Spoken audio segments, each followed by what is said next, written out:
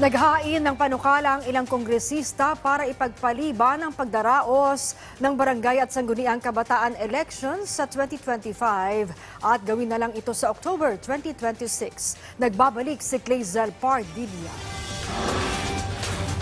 Naghahanda na ang Commission on Elections sa nalalapit na national at local midterm elections sa darating na May 2025.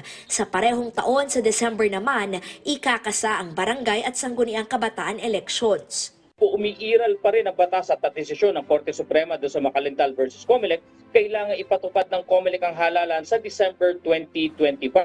Nirerespeto raw ng ilang mambabatas ang desisyon ng Korte Suprema, pero inihain ang House Bill 10344 na nagpapaliban sa BSKE sa susunod na taon at umaapelang gawin itong October 2026. Malinaw naman kasi sa Constitution na ang term 3 years and nakalagay naman doon ng Congress ang magdedetermine ng date ng barangay elections. Very unfair naman na gawin 2 years yung term ng sangguniang kabataan at barangay, di ba? Pag nagboboto tayo, malinaw naman na pag local official, whether governor, congressman, kagawad, barangay official, ay dapat every 3 years.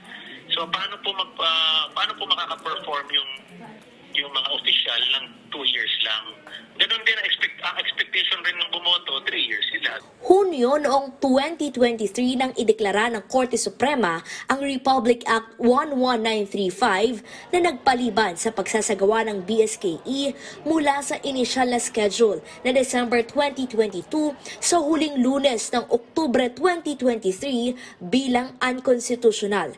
Dahil dito, lalabas na mas maikli at magiging 2 taon lamang ang paninilbihan ng mga nahalal na opisyal ng barangay at sangguniang kabataan. Kinikilala po namin ang kapangyarihan ng ating Kongreso at Ekutibo na magpasa ng batas na maglilipat sa 2026 o iba pang petsa ay malaking kagaangan po ito kung maililipat kahit ilang buwan lamang po sa 2026 yung barangay at SK elections. Sakaling maurong ang BSKE sa 2026, sabi ng Comelec, hahaba ang panahon para makapagparehistro ang mga botante.